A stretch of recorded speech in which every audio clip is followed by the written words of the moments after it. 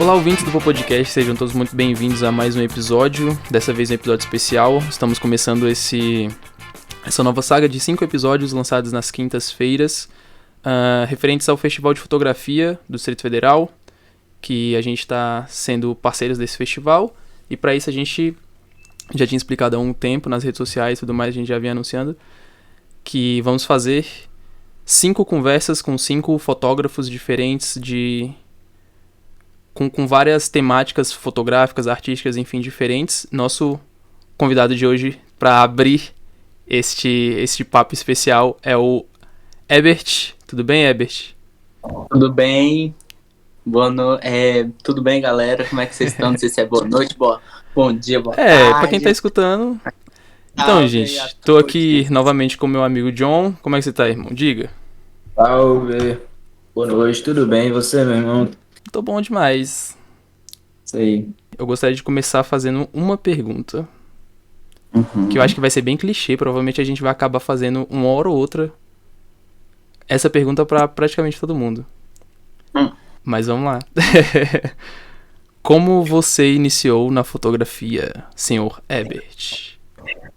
Olá, gente. Então, essa pergunta ela é o básico, ponto de partida. Exatamente. Clichê, vamos lá. Porque a gente sabe, né, que é fundamental conhecer, né, os pontos de partida das perspectivas aí de produção visual, né? Porque eu afirmo a minha narrativa e ela é por si só, não preciso nem afirmar, né? Uma narrativa assim, fora dessas lógicas, né? Que a gente tem da desigualdade mesmo, inclusive na fotografia, né? Que são esses olhares ainda muito coloniais, né? Predominantemente de homens brancos, héteros, cis, dentro da área da fotografia, né? Eu sou o Ebert da Cruz, vim da Ceilândia, né? Nasci na Ceilândia, fui criado ali no Sol Nascente. E eu comecei a fotografar a partir dos 11 anos, mais ou menos, com uma câmera que meu pai tinha, assim, que ele comprou porque ele era caminhoneiro, né? E aí são várias histórias, né, nas estradas. Caramba, que legal. É fotógrafo raiz, né? É isso que eu ia falar. Acho que até eu fui feito dentro de um caminhão, gente. E aí meu pai tinha essa câmera, eu comecei a brincar com ela, assim, né? Muito sem muito... Às vezes até sem muita noção, assim, do que era estar colocando a mão, né, numa câmera. E aí fazia algumas fotos e aí depois, né, fui crescendo, trabalhando, né, trabalho desde muito cedo. Mas aí, quando eu consegui ser adolescente aprendiz, aí com um salário todinho eu consegui comprar uma câmera, né, uma digitalzinha. E aí comecei a perceber também, a partir de algumas oportunidades, assim, de fazer fotos para uma revista que estava fazendo uma chamada de jovens para escrever textos. Aí tinha que fazer uma foto, né, pro texto. Aí olha só, né, é possível criar uma narrativa, né. E aí eu fui compreendendo, assim, aos poucos, essa ferramenta, né, de intervenção que eu falo até falei no festival de fotografia, de foto de quebrada que aconteceu recentemente aqui no DF, foi a galera lá do Duca, na Ceilândia, porque eu também submeti umas fotos, fui selecionado. Aí eu falo que fotografia é uma ferramenta de arte, né, de expressão, é uma ferramenta também social e de educação, né? Então eu fui também aprendendo assim um pouco e continuo aprendendo, e eu acho que eu sempre vou aprender demais com a fotografia. E cada vez mais compreendendo esse lugar, né? Sendo uma fotografia de bicha, né? De uma pessoa negra, de uma pessoa da quebrada, de uma pessoa que tá no corre, de uma pessoa que tá construindo também um processo de mais liberdade, né? Para as pessoas dentro das suas complexidades e desse mundo. Porque agora, nesse tempo de pandemia, né, a gente consegue observar mais e mais os buracos da desigualdade social, né? Nossa, com certeza. E isso é muito bacana, também fazer um breve comentário pra jogar a bola aí pro meu amigo John. Cara, a fotografia é uma das formas de arte, né? Eu não lembro qual o número dela. Você pode me recobrar? Eu não lembro. É de artes visuais, né? Não, porque tem os números das artes, né? A arte, cinema, a escultura, pintura, etc. Enfim. E é tão difícil você, por exemplo, descrever o que é arte. Então, tipo, nas suas palavras eu vi essa.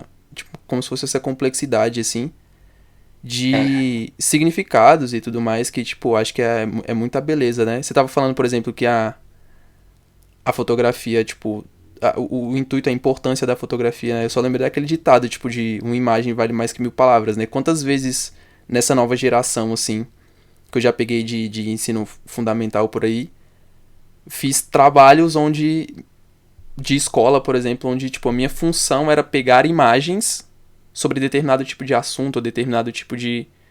Que se não fosse, tipo, a fotografia, aquela arte estática ali, não ia ter como aprender sobre aqueles determinados assuntos que eu tava estudando, né? Então, enfim, só um devaneio ao Léo pra si. Eu acho que faz super sentido, né? Só que, inclusive, eu percebo que existe uma analfabetização né, do povo brasileiro, assim, como um todo, né?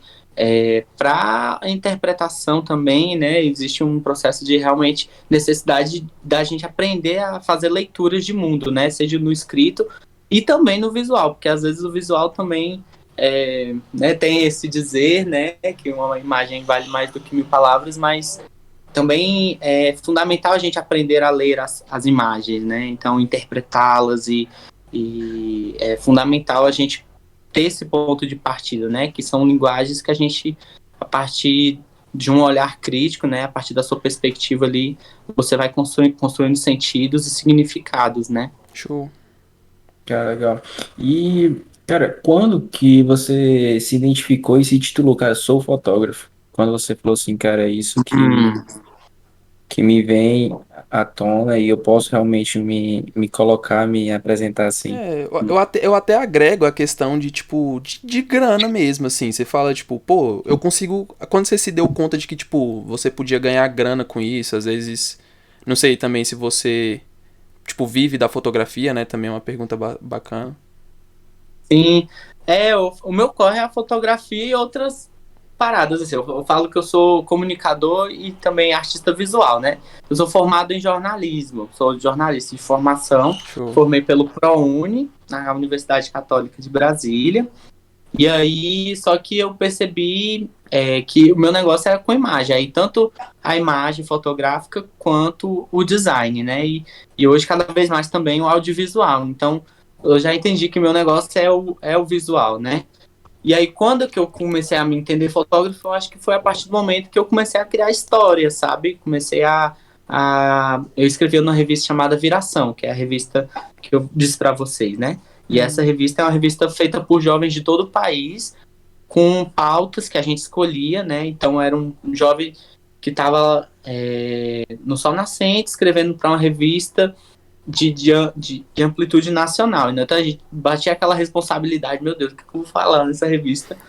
Mas também, ao mesmo tempo, esse empoderamento, né, desse direito, porque comunicação é um direito. Parece uma coisa banal hoje, né, em tempos de internet, né, de tecnologia digital, falar isso, Nossa, porque com todo mundo tá certeza. toda hora no celular, né, mas ainda assim, se a gente for compreender e fazer uma leitura crítica, né, a gente vive uma desigualdade digital também, né, dos acessos, e com o avanço da tecnologia cada vez mais a gente vai compreender ainda mais essas desigualdades. Então esse papo que tem internet, tá todo mundo podendo falar o que quer, né, se expressar de qualquer jeito. Peraí, né, algumas pessoas até usam essa fala, né, meu direito minha liberdade de expressão, mas está ali usando essa argumentação para violentar pessoas, grupos de pessoas, né? Então a gente precisa compreender esse direito à comunicação sempre pautado numa perspectiva de respeito aos direitos humanos, de respeito às pessoas, de respeito a povos, comunidades, né?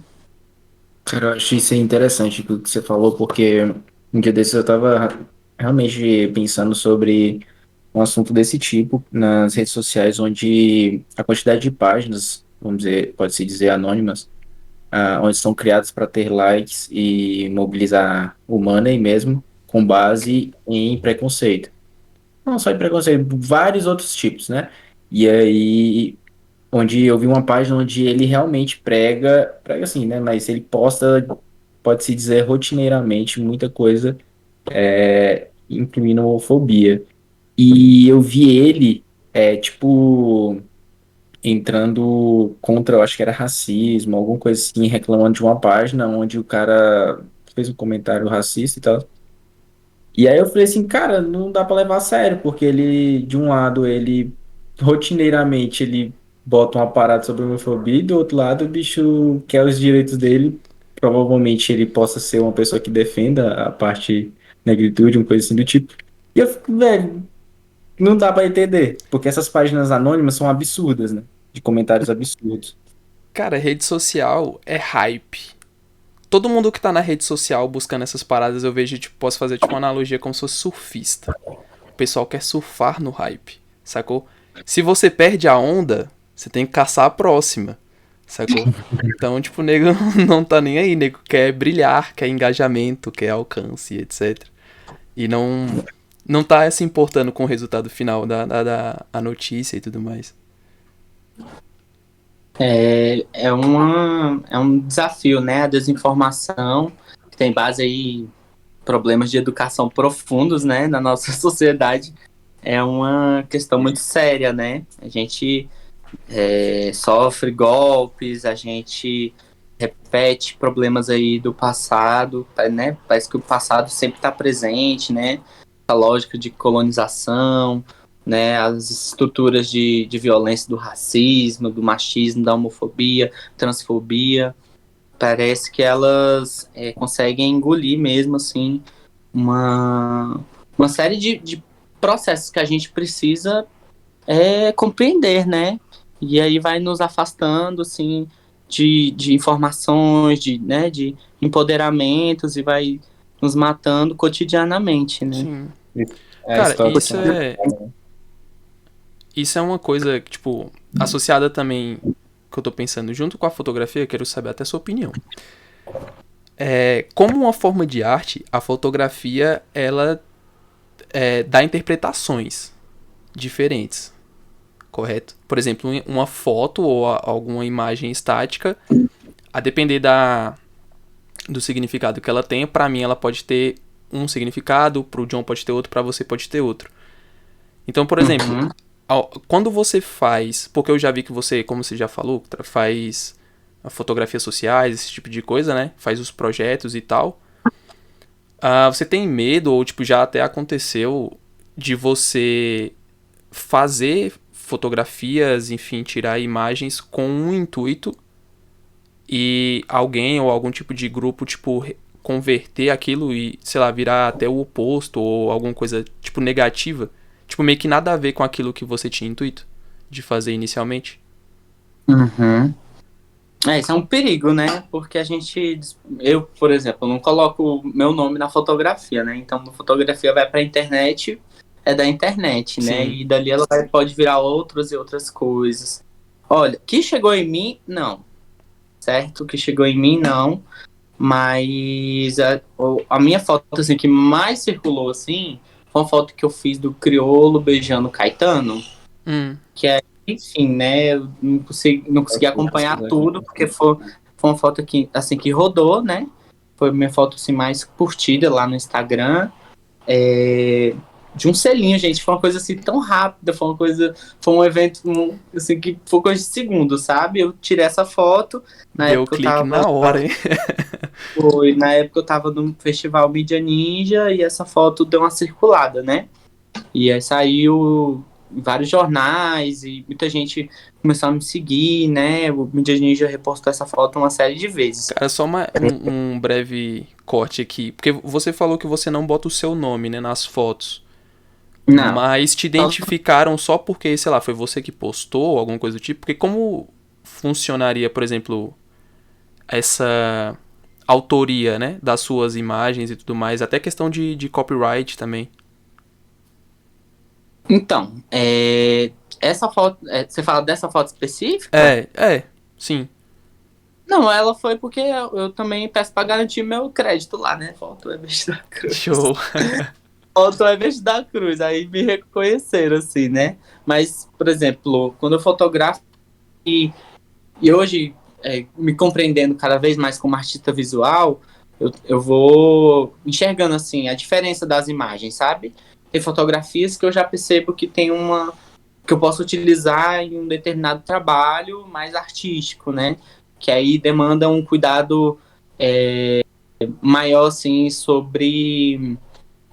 Não é nem posse, mas assim... Não é posse, mas eu digo um cuidado para não ficar soltando essa foto, né? Só postar, mas postar de qualquer jeito, mas usar ela para algum de maneira estratégica, né? E outras fotos que eu já faço só de registro, por exemplo, né? De eventos que não necessariamente eu vou usar aquelas fotos, né? Essa perspectiva de ter uma foto, né, com seu nome ali, numa proposta narrativa, dentro de um projeto, de um trabalho específico, eu já tenho mais cuidado, mas assim, entendendo também que depois é isso, as imagens elas estão vivas, né, na internet, assim como os vídeos, assim como os memes, assim como áudios, enfim, né. O Instagram tá aí com o Reels, né, o TikTok também para mostrar que esse território da internet é um território, né, que o conteúdo vai lá e pode virar qualquer coisa, né. Mas é fundamental a gente sempre estar de olho, né? Buscando assim, informações sobre os seus trabalhos. Inclusive, eu tenho umas fotos aí que estão na internet que eu nem gostaria que alguém recebeu elas, postou elas em alta e tá lá na internet e perderam o login e senha. E aí eu fico Caraca, como preocupado, assim? porque podem pegar essa foto, fazer qualquer coisa com ela, né? Ainda mais no E mundo de meme que a gente vive hoje em dia, que qualquer imagem pode ser distorcida e virar outra coisa. sim, sim. Mas assim, tranquilo também, né? Pode virar e as coisas viram assim. Eu acho que só a gente só não compactua com práticas que, né, precisam de violência ou de desrespeito a Uhum. qualquer coisa, qualquer identidade, qualquer pessoa, né? Sim. Isso é muito. Ou ser humano ou meio ambiente, Com né? certeza. E isso é muito bacana, porque esse episódio, inclusive, que a gente soltou essa semana com o Japão, Viela 17, ele tava falando pra gente que eu entendi muito como o poder da imagem, assim, também, né? Mas no caso dele eram imagens sequenciais, né? Vídeo. E que ele tava falando que ele tá fazendo os projetos filantrópicos, né? Pra ajudar as pessoas que estão com fome e tudo mais. E várias empresas chegaram pra ele, inclusive empresas grandes, isso relato dele mesmo, é, oferecendo a ele cestas básicas, enfim, qualquer outro tipo de ajuda também que ele podia dar, só que em troca essas empresas queriam imagens das pessoas sofrendo, agradecendo a empresa específica e etc, etc e tal. Se você quer saber mais, pode ir lá no episódio com o Japão Viela, episódio 35 do Vô Podcast, pra você saber mais, pra estar perto do final do episódio, se não me engano. E, Sim, cara, isso ficou martelando muito na minha cabeça. Eu falei, cara, olha o poder de uma imagem como essa, né? Ela tem sim. um poder muito grande.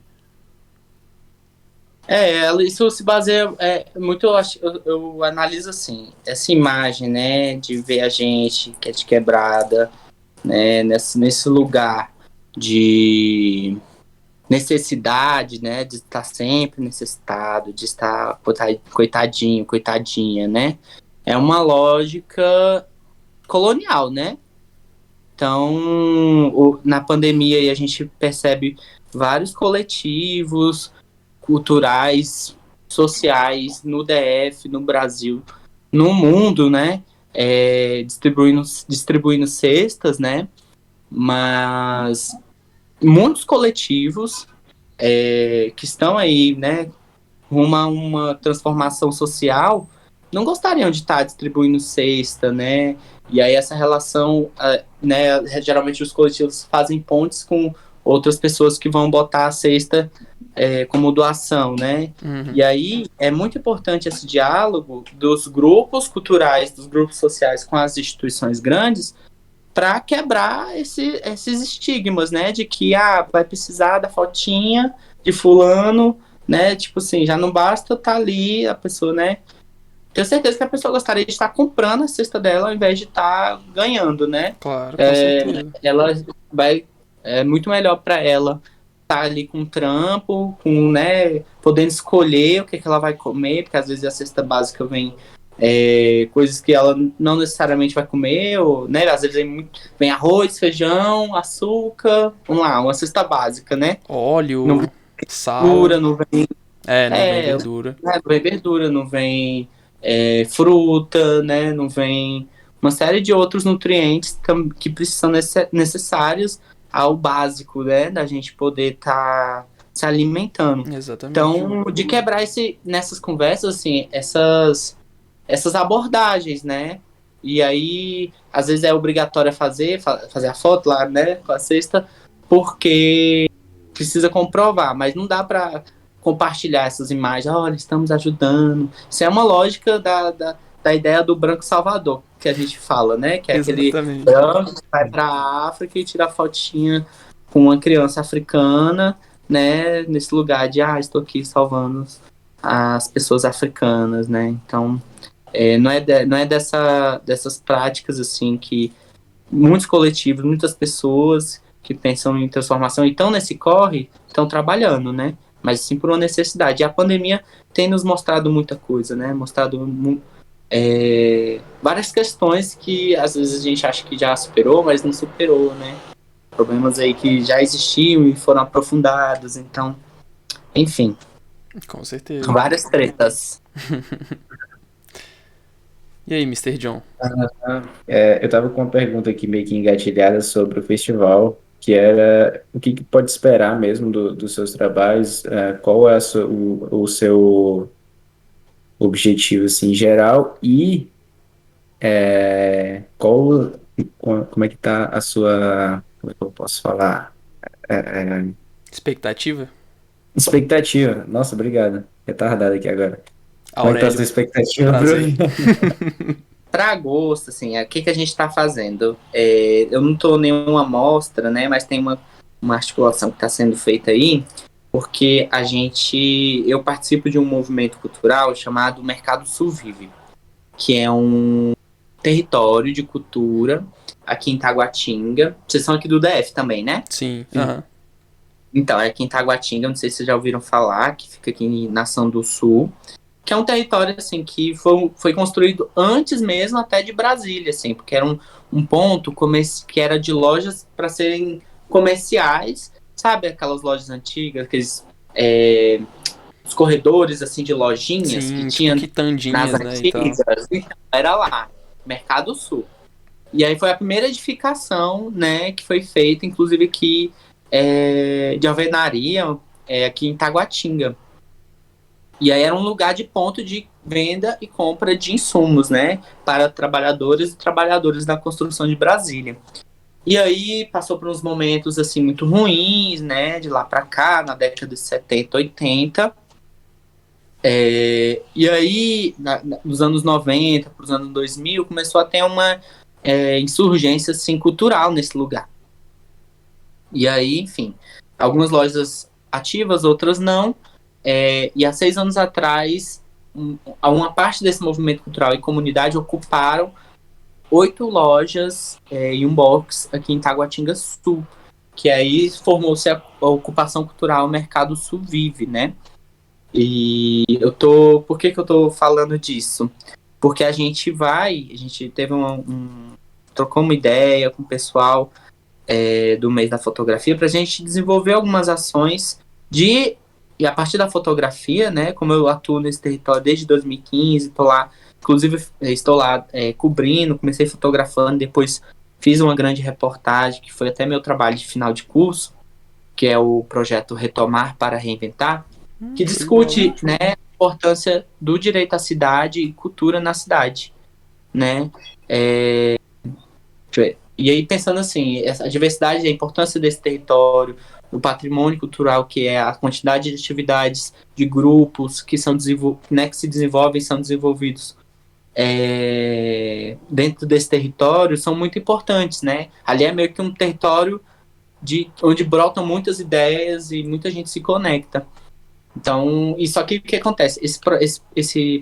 Essa ocupação tem um processo aí, tem um suposto dono dessas lojas que abandonou esses espaços e viraram espaços assim de proliferação de doenças, né, de problemas na comunidade, porque lá são dois corredores assim de lojas, né, e aí depois que ocupou o cara quer de volta, né, então perdurou durante 6 anos esse processo e agora a gente está num momento muito crucial, que é a hora da decisão de quem vai ficar e de quem não vai ficar com as lojas, né? A gente reformou essas lojas, lá eram pontos, né? A gente tinha problemas com dengue, a gente tinha problemas com violência nesses espaços, com tráfico. Hoje são espaços de moradia, mas também espaços culturais, espaços de trabalho, né, para a juventude. E tem um coletivo lá que é uma rede, na verdade, que é o Estúdio Bicuda, que é um estúdio feito liderado por meninas, né? Então elas trampam lá, sabe? E aí a gente tá nesse movimento de pensar alguma ação direcionada pro Mercado Sul agora no mês da fotografia. A gente vai pensar em algumas intervenções trazendo essa temática de direito à cidade, da importância desse espaço cultural. Pô, show. Pô, legal. Gostei. Cara, eu tenho uma pergunta, mas eu vou perguntar ao meu amigo John se você tem algum gancho desse assunto que ele tá falando, porque eu vou mudar de assunto. A minha pergunta é interessante. Não, fica à vontade. É porque você tava falando que do seu trabalho de conclusão de curso, né? E você falou que fez jornalismo e tudo mais, só que eu queria saber se você fez alguma coisa, assim, teórica na fotografia também. Não, eu faço uma pós em fotografia, mas esse trabalho foi um trabalho de grande reportagem, né? Meu trabalho de conclusão. Hoje eu tô fazendo uma pós, também sou bolsista lá na escola, que é no Espaço F500 Instituto de Cultura. E, enfim, tem sido uma oportunidade muito legal, né? De acessar conhecimentos que geralmente não, cotidianamente são negados, né? Que é pensar o que é cultura, que é pensar o que é arte, né? Que é pensar essas ferramentas de produção de narrativas. Então, está sendo bem legal. Ainda não desenvolvi nada teórico. Na real, eu acho que eu vou desenvolver uma exposição, algum trabalho mais de apresentar algumas obras, né? Algum tipo de narrativa visual, mas teórico, não produzi, não. Ah, mas show de bola. Pô, mas vale a pena, né? Ou é só a minha opinião? Vale a pena demais. Essa ideia que você falou, não somente a ideia, mas toda a prática que você falou de rejuvenescer o lugar, trazer um novo cotidiano, né? Um novo dia a dia pra localidade, isso é bem bacana, assim. Sim, total. A gente tem que pensar nas cidades, porque a cidade é a gente, né? Exato. A gente fez um intervenção agora em maio, também chamando a atenção aí, né, aos 400 mil mortos, né, que a gente alcançou em maio. Inclusive, acho que foi 1º de maio, assim, a gente fez uma intervenção na cidade com algumas mensagens, né? E algumas fotografias com alusão ao mês de maio, que é o mês 1º de maio, que é esse mês que a gente lembra, né, da luta pelo direito a trabalho, né, por melhores condições de trabalho historicamente. E a gente, neste ano, fez uma ação lá pelo Mercado Sul com outros coletivos do Beco, que a gente também chama lá o Mercado Sul de Beco da Cultura, que se chamou Pão, Trabalho e Vacina Já. Foi uma intervenção urbana. A gente fez até uma produção audiovisual, tá lá no arroba do coletivo que eu participo, que é o coletivo Retratação, que é uma ação que surgiu no Mercado Sul, e foi bem massa, né, da gente pensar também a materialidade, né, de estar ali colando fotos na rua, né, e saindo desse lugar do digital, para a gente poder falar com as pessoas que estão na rua, que estão no corre, igual a gente, e lembrar, né, que é vacina para todos, que é lembrar, né, e que a gente precisa frear essas mortes, né? Mas que a gente também precisa fazer o nosso corre de maneira segura, né? Porque se o Estado não nos dá suporte, né? A gente vai ter que fazer nosso corre, né? Se o Estado não compreende essa pandemia que a gente está vivendo, né? Enquanto um espaço que precisa cuidar da população e não matá-la, se ele não faz isso, então a gente vai ter que fazer o nós por nós de sempre, né? Exatamente. Cara, disse tudo. E com essas palavras, eu acho que já chega um momento bom de se encerrar, mas eu já vou deixando aqui um agradecimento já ao Everest, tanto a você quanto tanto a exposição de fotografia, né? E pelo convite, pela sua participação, por disponibilizar o seu tempo. E uma forma de agradecimento também como população, como pessoa que vive nessa cidade, e qual eu admiro muito e sinto muita falta muitas vezes de cultura, muitas coisas bacanas como vocês fazem. De verdade, isso dá um ar de esperança toda vez que a gente participa de episódios como esse.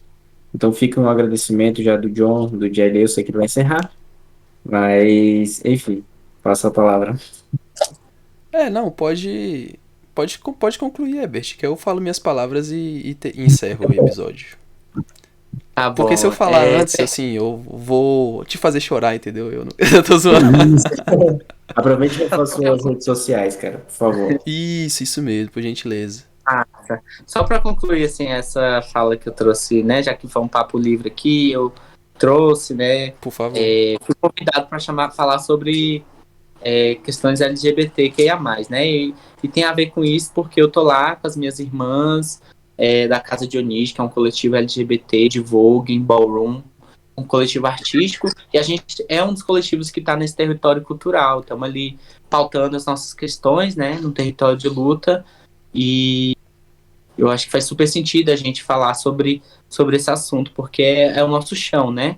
Então, pedir para quem está ouvindo aí pode buscar na internet mais informações sobre o Mercado Sul, que está passando por esse momento, né? De decisão mesmo, assim, né? Que é o processo lá da ocupação. Então, a gente precisa de toda a força da sociedade, de quem acredita na cultura enquanto transformação social, acredita que espaços vivos é o que torna as comunidades vivas e vice-versa, né? Comunidade viva, espaços vivos. Estamos lá nessa resistência. Buscar Mercado Sul Vive no Instagram. Lá tem mais informações, né? A gente já publicou uma carta que fala um pouco da nossa situação fundiária, porque se, né, o suposto dono ficar com as lojas, a gente vai perder aí 6 anos, não só 6 anos, né, porque 6 anos já passaram, a gente nunca vai perder toda essa experiência, mas vamos perder e fragilizar um território cultural no DF, um dos mais importantes, inclusive, né, que abriga em uma série de grupos.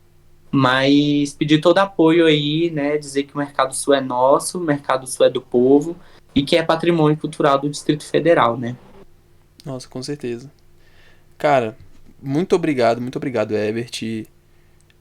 De verdade, muito prazer te conhecer. Espero que a gente, como todos os outros convidados do Podcast, a gente também mantenha esse contato pra, enfim, né?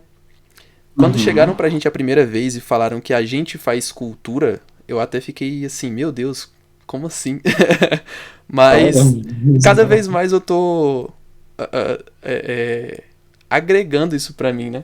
Eu ainda não acho, mas eu tô trazendo isso pra gente, enfim.